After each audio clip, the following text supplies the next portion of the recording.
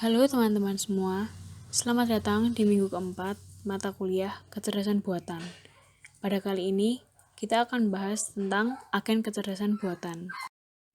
Outline atau topik pembahasan dari video di minggu keempat ini antara lain pengertian agen dan lingkungan, agen rasional, PEAS, struktur agen, arsitektur agen, juga jenis-jenis lingkungan dan juga agen.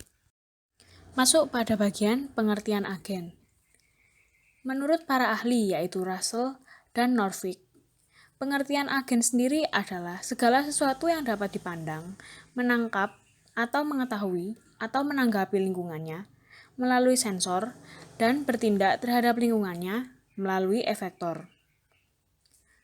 Sebuah agen adalah sebuah sistem komputer yang berada dalam suatu lingkungan dan memiliki kemampuan bertindak secara otonomos di dalam situasi lingkungan tersebut sesuai dengan sasaran yang dirancang. Ini menurut ahli yang bernama Wooldridge. Seperti yang telah dijelaskan pada slide sebelumnya, menurut Russell dan Norvig, pengertian agen adalah segala sesuatu yang dapat dipandang, menangkap atau mengetahui atau menanggapi lingkungannya melalui sensor dan bertindak terhadap lingkungannya melalui efektor. Pada kali ini, ada beberapa contoh, antara lain agen manusia. Agen manusia memiliki sensor atau sensor ini digunakan untuk menerima inputan, antara lain mata, telinga, dan juga organ tubuh yang lain. Kemudian ada aktuator. Aktuator ini digunakan untuk melakukan atau menanggapi rangsang, seperti tangan, kaki, mulut, dan juga bagian tubuh yang lain. Selain manusia, robotik juga memiliki sensor, yaitu kamera dan infrared rangefinders. Kemudian aktuatornya adalah berbagai macam motor atau peralatan penggerak seperti roda contohnya. Lalu, sebuah agen itu diharapkan untuk melakukan tindakan yang benar sesuai dengan tujuan yang diciptakan oleh agen tersebut. Nah, tindakan yang dilakukan oleh agen tersebut akan digunakan sebagai tolak ukur terhadap keberhasilan sebuah agen. Selanjutnya adalah 4 buah dasar yang dapat digunakan untuk menentukan tolak ukur sebuah agen. Yang pertama adalah performance measure atau tolak ukur terhadap kesuksesan hasil kerja. Ini menyatakan derajat kesuksesan dari agen tersebut. Kemudian ada semua input yang diterima oleh agen dapat dilacak kembali. Input tadi yang diterima itu disimpan dalam serangkaian data atau memori. Kemudian yang ketiga, segala sesuatu yang diketahui agen terhadap lingkungannya. Dan yang terakhir, setiap tindakan yang akan dilakukan oleh agen. Pada umumnya, sebuah agen terdiri dari 2 buah komponen dasar, yaitu agen terdiri dari suatu program dan juga agen terdiri dari sebuah piranti perangkat keras, yaitu arsitektur atau komputer. Sebagai ilustrasi terhadap hubungan keduanya, sebuah arsitektur memberikan sebuah persep dari sensor, kemudian siap digunakan ke dalam program, lalu menjalankan program, dan memberikan pilihan-pilihan tindakan program ke efektor dari agen tersebut. 2 hal penting dalam proses pembuatan program agen antara lain, yang pertama, menyatakan mapping atau pemetaan sebagai sebuah fungsi dan urutan persepsi ke tindakan. Program agen hanya menerima sebuah persepsi berdasarkan jangka waktu tertentu. Kemudian menyimpan setiap persepsi tersebut sesuai dengan urutan tertentu ke dalam memori. Yang kedua, tujuan dan performance tidak termasuk ke dalam rangka program. Masuk pada bagian agen dan lingkungan. Fungsi agen memetakan dari sejarah persepsi ke dalam tindakan atau action. Bisa kita lihat ya pada video, itu merupakan fungsi dari agen yang memetakan sejarah persepsi ke dalam tindakan. Program agen sendiri berjalan pada arsitektur fisik untuk menghasilkan F tersebut. Nah, agen merupakan arsitektur plus program. Seperti yang sudah dijelaskan pada slide sebelumnya, yaitu agen terdiri dari dua buah komponen dasar, yaitu program dan sebuah piranti perangkat keras, yang merupakan arsitektur. Kemudian masuk pada bagian page atau PAGE. Nah, di sini terdapat 4 hal yang harus diperhatikan dalam merancang sebuah agent, yaitu P atau percept, A atau action, G atau goal, dan juga E atau environment. Nah, maka dari itu bisa disingkat dengan page atau PAGE. Nah, dari singkatan PAGE atau page tadi itu, agent harus dapat melakukan, yang pertama adalah melakukan menanggapi setiap rangsangan atau persep yang ada di sekitarnya. Lalu yang kedua, memberikan tindakan atau action yang tepat terhadap rangsangan tersebut. Dan yang pasti, setiap tindakan tersebut harus sesuai dengan tujuan atau goal awal diciptakannya agent tersebut. Selain itu, setiap aksi yang dilakukan oleh agen tersebut harus memperhatikan lingkungan atau environment di mana agen tersebut ditempatkan. Sebagai contohnya, ada robot pemotong rumput, di mana robot pemotong rumput ini environment atau lingkungan agen ditempatkannya adalah taman. Selanjutnya adalah agen rasional. Rasional sendiri dapat didefinisikan sebagai melakukan hal yang benar. Jadi, sebuah agen rasional haruslah mengarah kepada lakukan hal yang benar dan didasari kepada apa yang dapat dipahaminya dan tindakan yang dapat dilakukannya. Jadi, tindakan yang benar adalah tindakan yang akan menyebabkan agen tersebut paling berhasil. Tingkat keberhasilan sebuah agen sendiri dapat diukur oleh pengukuran performance, yaitu sebuah kinerja objektif untuk keberhasilan sebuah perilaku agen.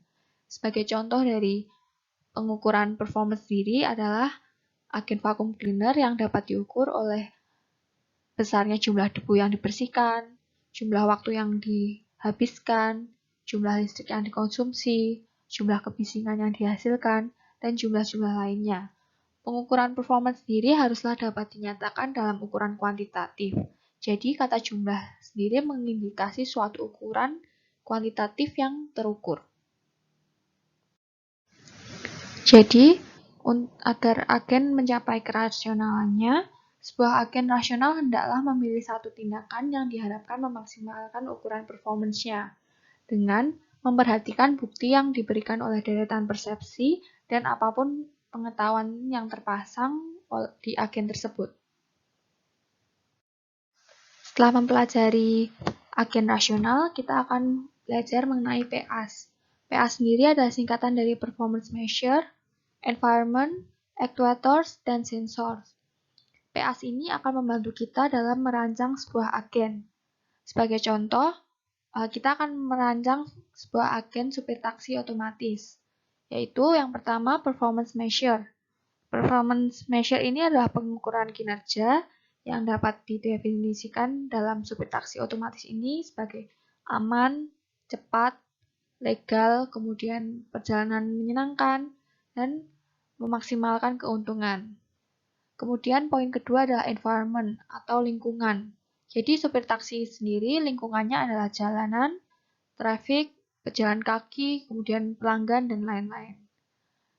Poin ketiga adalah actuators. Actuators sendiri adalah alat kendali yang digunakan oleh supir taksi otomatis ini, yaitu ada kemudi, gas, rem, lampu sein, ataupun horn.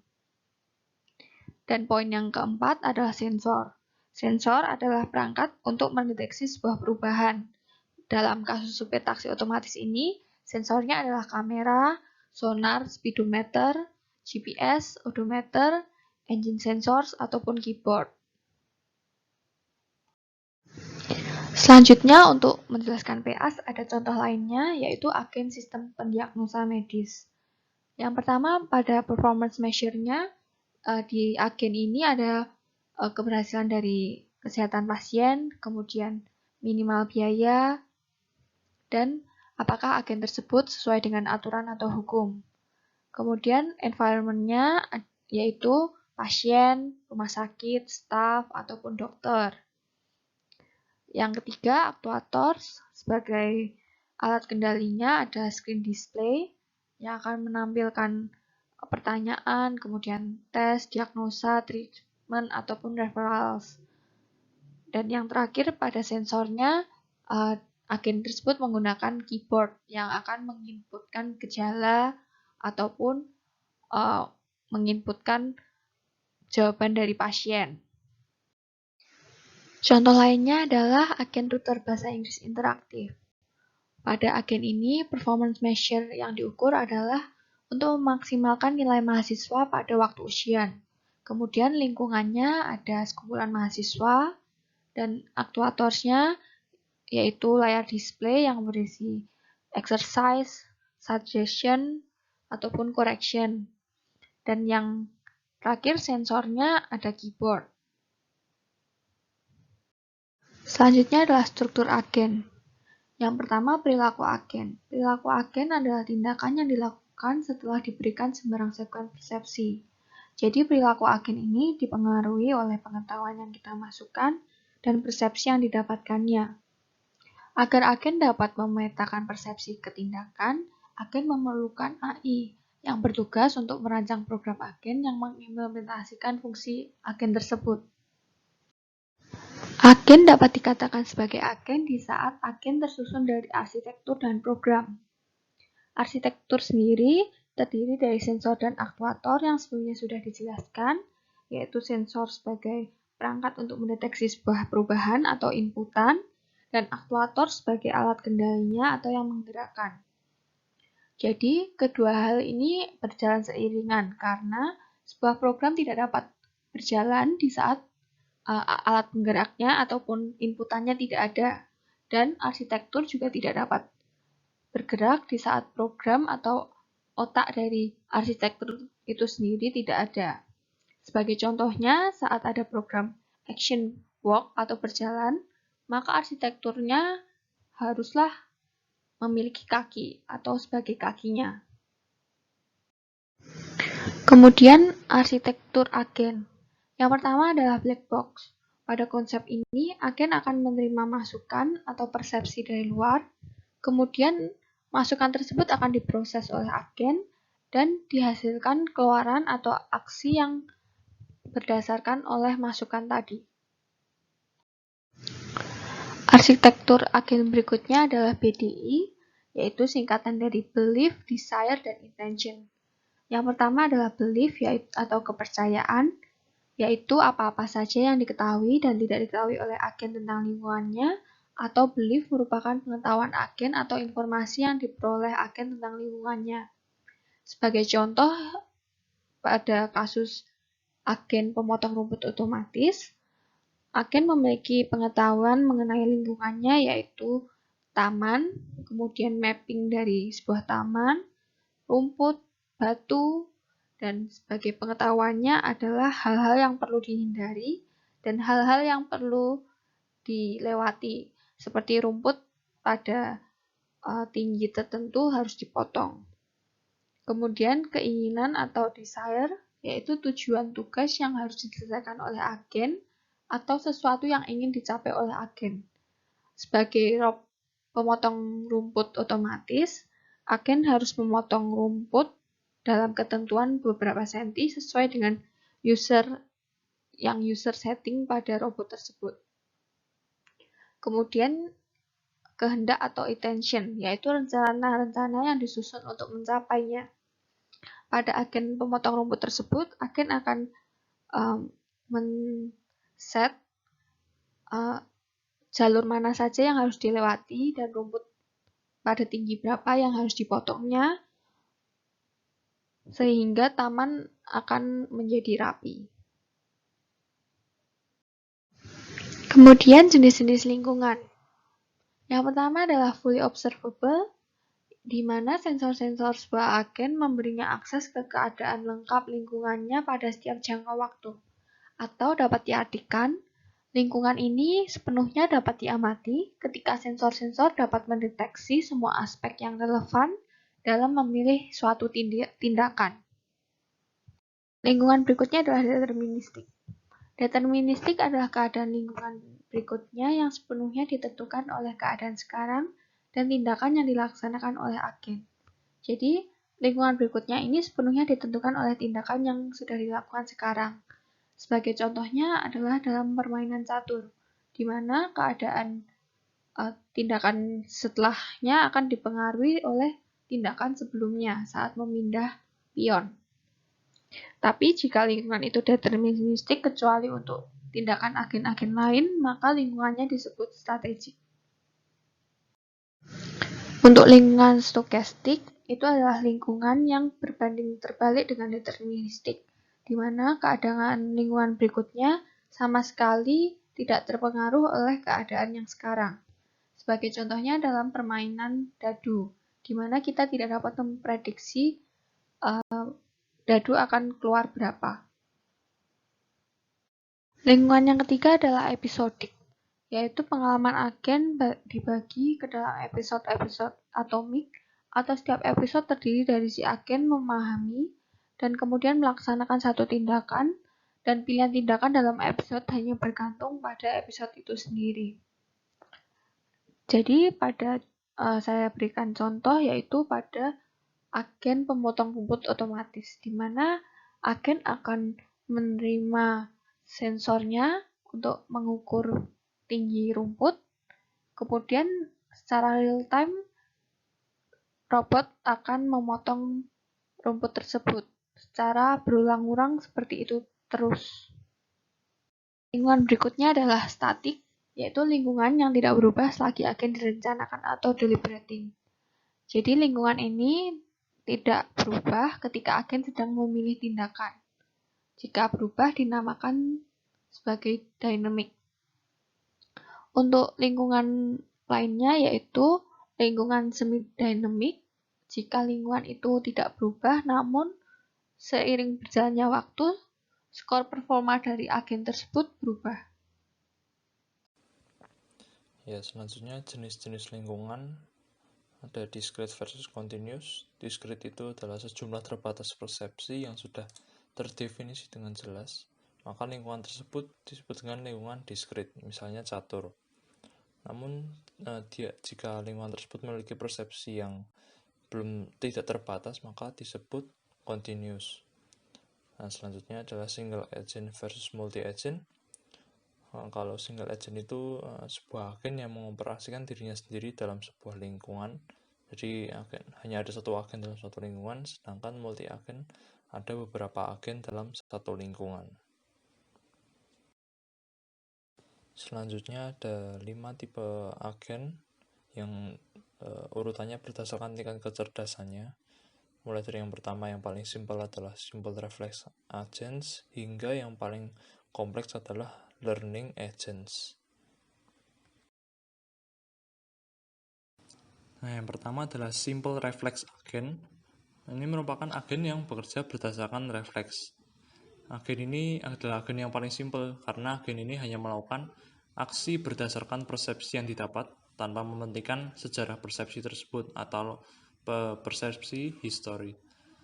Lalu agen ini juga memiliki kekurangan seperti kecerdasannya juga terbatas dan tidak mudah beradaptasi pada perubahan lingkungan. Nah, kalau di sini contohnya adalah supir taksi otomatis yang harus memberikan refleks mengerem ketika terdapat mobil yang berhenti di depannya. Nah, sekarang gambar ini menggambarkan bagaimana cara kerja agen tersebut. Jadi dari environment atau lingkungan akan memberikan perception atau inputan kepada sensor yang akan diterjemahkan oleh sensor itu what the world is like now. Jadi sekarang dunia itu keadaannya gimana sih? Lalu akan diteruskan jadi what actions should I do now? Dengan memasukkan condition action rules. Nah, condition action rules itu ya sama aja kayak kalau mobil depan ngerem berarti kita ngerem, kalau mobil depan jalan berarti kita jalan. Yang nanti akan disampaikan ke actuators yang akan melakukan aksi ke lingkungan tersebut. Nah, selanjutnya model based reflex agent itu adalah agen yang tetap melakukan pengecekan terhadap keadaan lingkungan sehingga dapat memberikan respon yang tepat. Nah, bedanya dari simple reflex agent adalah model based reflex agent dapat menyimpan internal state atau perceived history. sehingga dapat digunakan untuk membantu mengambil keputusan pada persep-persep yang selanjutnya. Nah, untuk memperbarui state atau internal state yang dimiliki, maka agen tersebut memerlukan informasi tentang bagaimana perubahan dunia dan apa akibat dari aksi yang dilakukan agen itu sebelumnya. Selanjutnya, gambaran model place reflex agen. Nah, ini jadi lingkungan memberikan persep ke sensor, yaitu bagaimana keadaan dunia sekarang. Nah, bedanya kalau di simple reflex agen, kalau di simple itu kan setelah mengecek bagaimana keadaan dunia, maka akan langsung melakukan aksi apa yang harus diberikan. Nah, bedanya di sini setelah bagaimana keadaan dunia sekarang, dia akan mengecek state-state yang sudah pernah dilewati, internal state-nya atau persep historinya, yaitu bagaimana perubahan dunia dan apa akibat dari aksi saya yang sudah pernah terjadi sebelumnya. Digunakan untuk membantu mengambil keputusan apa yang harus dilakukan oleh aktuators kepada lingkungan. Goal-based agen adalah agen yang mendasarkan setiap tindakannya untuk mencapai tujuan yang telah ditentukan. Nah, kenapa harus menggunakan tujuan? Karena itu membantu menyederhanakan masalah. Nah, karena pengetahuan saja itu tidak cukup untuk membantu agen membuat suatu keputusan. Contohnya saja, bila di sebuah perempatan, kita sedang di dalam taksi. Lalu ada pilihan, ada ke kiri, ke kanan, dan lurus. Nah, kalau kita berdasarkan pengetahuan saja, maka kita tidak bisa memilih mau kemana. Kita hanya mengikuti kemana agen kita berjalan. Bisa ke kiri, bisa ke kanan, ataupun lurus. Nah, tapi kalau sudah diberikan tujuan, misalnya kita mau lurus, nah, baru agen tersebut akan jalan lurus sesuai yang kita inginkan. Nah, lalu adalah goal-based agen. Jadi lingkungan akan memberikan persep kepada sensor agen tersebut, lalu agen tersebut akan mengecek internal state sebelumnya, yaitu bagaimana perubahan dunia dan apa akibat dari aksi saya. Nah, apabila tahapan ini terlewati, maka akan lanjut ke tahap selanjutnya, yaitu apa yang terjadi bila suatu aksi itu dilakukan. Nah, tahap ini juga melakukan pengecekan terhadap internal state yang sudah digunakan sebelumnya. Nah, jika tahap ini sudah terlewati, maka agen sudah akan mendapatkan keputusan yang akan disampaikan ke actuators, yang nantinya actuators akan melakukan aksinya pada lingkungan. Nah, utility based agen ini adalah sebuah fungsi untuk memetakan suatu keadaan dalam bilangan real yang menggambarkan derajat kesenangan atau kepuasan dari keputusan yang diambil. Nah, ini mirip dengan goal based agen, namun di sini ada penilaian tambahan, yaitu komponen kepuasan. Apakah agen sudah puas dengan kondisinya saat ini? Nah, jadi utility based agen ini tidak hanya bekerja berdasarkan tujuan, namun juga berdasarkan bagaimana cara yang terbaik untuk mencapai tujuan tersebut. Nah, biasanya ini paling berguna jika terdapat banyak option yang tersedia dan sebuah agen harus memilih action tersebut. Contohnya, kalau kita ingin ke Atma Jaya dari kos, kita ingin naik taksi, lalu ada pilihan mau lewat jalan A, jalan B, ataupun jalan C. Nah, kalau misal jalan B itu lebih dekat, lebih tidak macet, lebih efisien, pasti kan kita lebih ingin memilih yang jalan B. Nah, kira-kira seperti itulah cara agen tersebut mengambil keputusan. Nah, lalu selanjutnya adalah gambaran utility based agen. Nah, di sini seperti kita lihat ada lingkungan memberikan persep yang akan ditangkap oleh sensor dari agen tersebut, menerjemahkan bagaimana keadaan dunia sekarang, lalu mengecek internal state seperti sebelum-sebelumnya, lalu akan melanjutkan ke apa yang terjadi bila suatu aksi itu dilakukan, juga dengan pengecekan internal state yang dimiliki.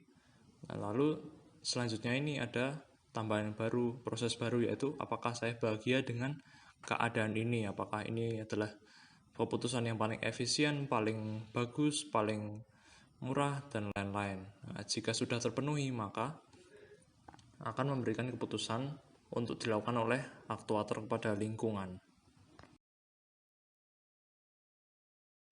Oke, kemudian yang selanjutnya ada learning agent, yaitu jenis agent yang belajar dari pengalaman. Di learning agent ini ada 3 hal yang penting ya, atau 3 elemen atau 3 bagian yang penting, yaitu elemen pelajar atau learning element itu yang bertanggung jawab untuk meningkatkan kinerja dirinya sendiri, untuk meningkatkan pengetahuannya dia, untuk meningkatkan kemampuan dia. Sedangkan elemen kinerja atau performance element itu bertanggung jawab untuk memilih action mana atau tindakan mana yang akan dipilih untuk dikerjakan. Kemudian itu ada bagian kritikus atau critics, itu yang memberikan umpan balik terhadap bagaimana sebuah agen itu bekerja, kayak nge-rate atau ngenilai kinerja agen tersebut. Kita lihat di slide selanjutnya. Oke, ini adalah slide lanjutannya. Di sini kita bisa lihat ada 3 elemen yang tadi udah aku bilang, yang aku mention di sebelumnya, ada performance element, learning element, sama kritik. Teman-teman bisa lihat performance element itu menerima sensor kan dari lingkungan, kemudian melakukan aktuator atau memberikan tindakan ekstensif atau tindakan eksternal terhadap lingkungannya. Nah, dia juga memberikan knowledge kepada learning element, oh waktu ternyata kejadian kayak gini saya ngapain, dan ya kira-kira gimana hasilnya. Itu nanti tercatat dalam learning element. Nah, di learning element itu memberikan change kepada performance element apabila terjadi perubahan aturan. Atau jika dia menerima kritik baru, seperti yang teman-teman lihat, bisa dilihat di slide. Kalau learning element itu menerima feedback dari kritik tuh, atau menerima rating, atau menerima penilaian. Semisal ada terjadi kesalahan, atau misalkan agentnya bertindak salah, itu akan berusaha untuk mencari pengetahuan baru, dengan memberikan learning goals kepada problem generator. Oh, ternyata tadi waktu kejadiannya kayak gini, itu kita salah melakukan. Nanti problem generator akan berusaha mengenerate problem dengan tujuan goal yang telah diberikan oleh learning element. Nah, kemudian dicoba tuh sampai learning goal-nya berhasil kan. Sampai tujuannya, oh ternyata aku udah tahu nih gimana cara menyelesaikan masalah ini. Terus, learning element memberikan change atau perubahan terhadap performance elemennya, atau yang artinya learning element memasangkan ilmu baru kepada performance elemennya. Contoh lainnya, misalkan nih, ada sebuah taksi itu menggunakan AI learning agent ini. Itu kan performance elemennya yang gerakin dia kan mau belok kanan atau kiri. Semisalkan tiba-tiba dia itu pas tikungan itu beloknya mendadak. Beloknya mendadak itu di dalam taksi orang pasti berteriak dong, panik. Ah gitu kan. Nah, dia akan menerima agent itu akan menerima sensor, diteruskan ke kritik, dan kritik membandingkan, oh ternyata kalau ternyata ada rating yang buruk nih yang diterima, yaitu tiba-tiba berteriak dari si penumpang. Si kritik memberikan feedback ke learning element, kalau bisa nanti ada kejadian gini, barusan aku terima laporan kalau atau menerima sensor bahwa ada penumpang yang berteriak, dan kemudian learning element akan meneruskan ke problem generator dengan tujuan, oh tadi kayaknya kita ada masalah belokan tajam, beloknya mendadak, itu dapat komplain dari si kritik. Si problem generator generate lah masalah-masalah untuk diuji coba. Kira-kira mana yang kira-kira jarak gimana yang nggak akan menimbulkan atau belokannya kapan sih, mulai beloknya kapan yang nggak menimbulkan kaget dari si penumpang. Performance element mencoba, oh udah dapat nih rumus yang pasti, diteruskan ke knowledge, dicatat di learning elementnya. Kemudian di learning element akan menciptakan rumus baru, menyatukan dengan rumus-rumus yang sudah ada, barulah diaplikasikan ke si performance elementnya, supaya nanti learning agent ini bisa menjadi lebih baik lagi. Ini sebagai referensi tambahan, kalian bisa cari di YouTube, ini AIDA Effective Intelligence Driving Agent, untuk menambah referensi kalian tentang learning agent ya. Silakan dibuka, di search di YouTube. Oke, kita sampai ke slide penghujung, ada di bagian kesimpulan ini. Jadi dari yang telah kita pelajari banding-bandingkan tadi, simple reflex agent, kita dapat kesimpulan bahwa merupakan agen refleks sederhana yang paling sederhana. Ya betul juga. agen refleks sederhana yang merupakan agen yang paling sederhana karena dia hanya menerapkan teknik kondisi aksi. Jadi jika terjadi suatu kondisi tertentu, maka agen akan secara sederhana memberikan aksi tertentu. Contoh, agen pengendara taksi memberikan kondisi, jika mobil di depan melakukan pengereman, maka agen akan memberikan aksi injak rem. Jadi ini cukup sederhana ya teman-teman. Itu simple banget, cuma ada if else dibandingkan sama learning agent atau goal based agent yang sudah ada model dan ada yang learning agent bisa belajar sendiri. Simple reflect aja ini cukup sederhana, cuma ada if else-nya doang. Tanpa ada model atau tanpa ada seperti yang dipelajari sebelumnya di learning agent yang ada bagian learning element ya. Oke, kemudian yang selanjutnya ada model based reflect agent. Agen refleks sederhana dapat melakukan tindakan dengan baik jika lingkungan yang memberikan kesan tidak berubah-ubah dibandingkan sama yang sebelumnya yang simple reflect agent atau agen refleks sederhana. Itu mudah aja kalau lingkungannya gitu-gitu aja. Kan kita udah tadi belajar beberapa jenis lingkungan, contohnya statik dan dinamik kan. Kalau misalkan lingkungannya statis yang gitu-gitu aja, agen refleks sederhana ya bisa karena if else-nya juga sederhana untuk melawan lingkungan yang sederhana. Tapi kalau misalkan lingkungannya yang berubah-ubah, yang dinamis kayak di jalan gitu misalkan, itu dibutuhkan model based reflect agent. Contoh, misalkan untuk kasus pengendara taksi, agen tersebut hanya dapat menerima kesan dari mobil dengan model terbaru saja. Jika ada mobil dengan model lama, agen tersebut tidak dapat menerima kesannya, sehingga agen tersebut tidak dapat melakukan tindakan pengereman. Jadi dia nggak bisa baca kalau if else itu ada bentuk model lain. Nah, dengan model based reflect agent dia dapat memetakan lingkungannya, ya terus dapat memberikan kesan. Pada kasus ini dibutuhkan agen refleks berbasis model yang dapat terus melakukan pelacakan terhadap lingkungan sehingga lingkungan dapat dikesan dengan baik. Kita lihat ke slide selanjutnya ya. Di slide ini kita bisa lihat bagannya model based reflect agent itu sudah seperti yang tadi sudah kita pelajari. Jadi dia kan memberikan masukan bagaimana keadaan dunia sekarang, dia modelkan dulu kan. Kemudian ada keadaan, bagaimana perubahan dunianya. Jadi dia udah memetakan lingkungannya. Beda sama simple based reflect yang tadi, yang sederhana banget, yang cuma if else saja. Agen ini akan menambahkan suatu model tentang dunia, yaitu pengetahuan tentang bagaimana dunianya bekerja.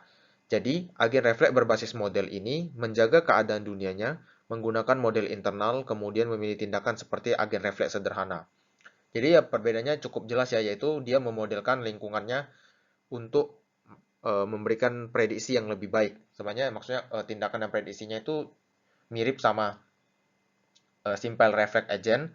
Tapi bedanya di sini dia ada memodelkan dunianya, jadi pilihannya bisa lebih luas. Tergantung sama lingkungannya. Kemudian ada goal-based agent, yaitu pengetahuan agen akan keseluruhan keadaannya pada lingkungan tidak selalu cukup. Nah, jadi ini evolusi dari model-based agent ya. Suatu agen tertentu harus diberikan informasi tentang tujuan yang merupakan keadaan yang ingin dicapai oleh agen. Jadi, agen ini nggak cuma memodelkan dunianya, tapi dia punya tujuan. Apa sih yang mau dicapai? Misal kayak taksi ya, dari mana harus ke mana, dalam waktu berapa menit. Itu termasuk tujuan ya. Dengan demikian, agen akan bekerja hingga mencapai tujuannya. Pencarian dan perencanaan adalah dua deretan pekerjaan yang dilakukan untuk mencapai tujuan agen. Agen refleks berbasis tujuan ini menambahkan informasi tentang tujuan tersebut. Jadi kelihatan jelas ya di sini, dia menambahkan goal dan dia berusaha menggunakan model yang ada itu untuk mencari tahu gimana sih cara dia bisa sampai ke situ. Seperti yang teman-teman bisa lihat di bagannya itu ada sensor, kemudian ada bagaimana keadaan dunia sekarang, kemudian jika dia melakukan aksi A itu apa yang akan terjadi, apakah makin mendekati tujuan atau enggak. Gitu simpelnya. Kemudian yang selanjutnya ada utility based agent. Utility itu seperti yang diartikan ke bahasa Indonesia artinya alat atau manfaat atau berfaedah. Pencapaian tujuan pada agen tidak cukup untuk menghasilkan agen dengan tingkah laku yang berkualitas tinggi. Pada yang sebelumnya dengan goal based itu kita memang punya tujuan, tapi tidak dengan berkualitas tinggi. Maksudnya adalah tidak efisien caranya. Dia yang penting sampai aja gitu. Sebagai contoh, untuk agen pengendara taksi ada beberapa tindakan yang dapat dilakukan oleh agen sehingga dapat mencapai tempat tujuan. Namun ada yang lebih cepat, lebih aman, dan lebih murah dari yang lainnya. Agen refleks berbasis tujuan tidak membedakan keadaan yang bagus dan keadaan yang tidak bagus. pada agen refleks berbasis kegunaan ini memikirkan kondisi yang bagus untuk agen sehingga agen dapat melakukan tugasnya jauh lebih baik. Jadi ini mengutamakan goal dan efisiensi. Jadi bagaimana cara dia bisa mencapai tujuannya dengan lebih cepat, lebih hemat, dan ya lebih efisien. Seperti yang teman-teman bisa lihat di sini, ya itu ada bagannya, itu ada ketambahan ya. Bagiakah saya pada keadaan ini maksudnya adalah apakah cukup efisien, apakah cukup murah, cukup cepat untuk mencapai goalnya. Walaupun untuk kasus tertentu tidak mungkin agen dapat melakukan semuanya sekaligus. Misalkan agen pengendara taksi untuk pergi ke suatu tempat tujuan dengan lebih cepat, itu bertentangan dengan keadaan lebih aman. Karena itu perjalanan taksi yang lebih cepat tentu saja tingkat bahayanya lebih tinggi daripada perjalanan taksi yang santai. Jadi utility-nya atau tingkat kebahagiaannya itu juga harus diutamakan yang mana dulu ya.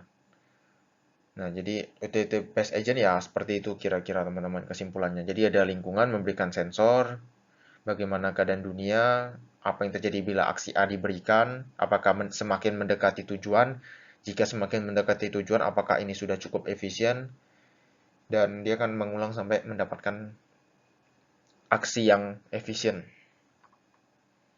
Kemudian yang terakhir ada learning agent. Simpel sekali, learning agent belajar dari pengalaman, menerima masukan, dan berusaha meningkatkan diri sendiri dengan mengenerate masalah yang akan digunakan untuk melatih dirinya sendiri.